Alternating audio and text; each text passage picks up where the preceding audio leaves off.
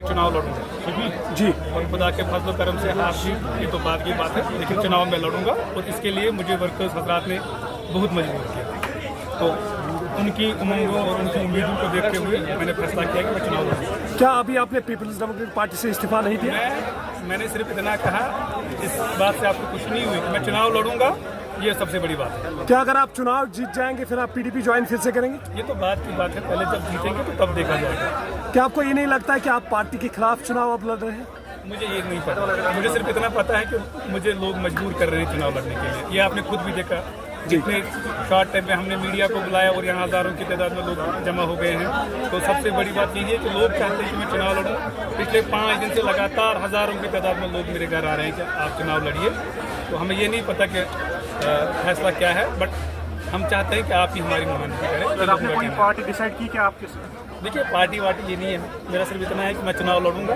पार्टियां तो ये लोग होते हैं, जब लोग मंडेट देते हैं तो पार्टियां खुद ब खुद आ ही जाती हैं। गिला क्या है पार्टी से? गिला मुझे सिर्फ इतना है कि अगर पार्टी को कोई फैसला करना हो या किया तो उनको कम से कम मुझसे रब्ता करना चाहिए था कि हम जी ऐसा करने वाले हैं। शायद मैं मान भी जाता, क्योंकि मैं पावर के लिए नहीं आया हूँ।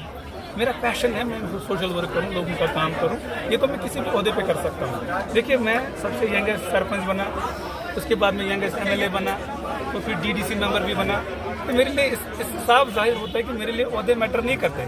मेरे लिए सिर्फ ये मैटर करता है कि मैं किस तरह से लोगों की खिदमत कर सकता हूँ। मेरा पैशन है सोशल वर्क।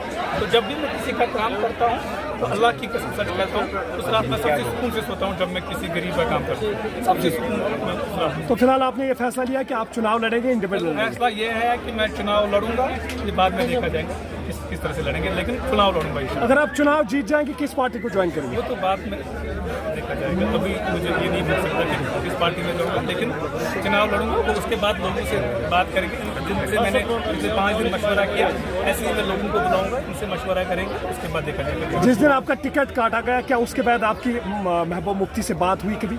फिलहाल तो मैं अभी भी शौक में हूँ। ये तो मुझे लोगों ने मजबूर किया, घर से निकाला कि आप भी कुछ फैसला कीजिए। अदरवाइज मुझे अभी भी यकीन नहीं हो रहा है कि महबूबा मुफ्ती साहिबा ने मेरा टिकट काटा है। तो किन वजूहात पे काटा? शायद लॉयल्टी, शायद मोहब्बत मेरी उनके प्रति, शायद जो हद से ज़्यादा मेरा रुझान था, क्योंकि जवानी के 14 साल मैंने उसके साथ दिए। तो ये छोटी बात नहीं होती है, बहुत बड़ी बात है। और अपने लीडर को आप जब छोड़ते हो तो ये काफ़ी दिल पे लगती है, शौक लगता है। इसीलिए मैंने अपने वर्कर्स को भी कहा, कोई भी महबूबा मुफ्ती साहब के बारे में कोई बुरा भला न कहे, मुझे अच्छा नहीं लगता। और मेरे सामने तो बिल्कुल भी नहीं। गिला मुझे है जो कमेटी बनाई गई थी, मैंने किसी से अप्रोच नहीं किया। न मैं वीरी साहब के पास गया, न मैं लोन साहब के पास गया, न मैं बेग साहब के पास गया, न मैं मदनी साहब के पास गया। मैंने इनको नहीं बोला कि मुझे टिकट दी, क्योंकि मुझे इतना यकीन था महबूबा मुफ्ती साहब वो कम से कम मेरा टिकट नहीं काटेंगे। क्योंकि मेरी ईमानदारी, मेरी मेहनत, मेरी लगन, वो देखते हुए मैं ये कह रहा था। इसलिए मैंने कोई वफद भी नहीं भेजा, कोई डेलीगेशन नहीं भेजा पार्टी हेडक्वार्टर को, उनसे कहिए कि मुझे टिकट दी।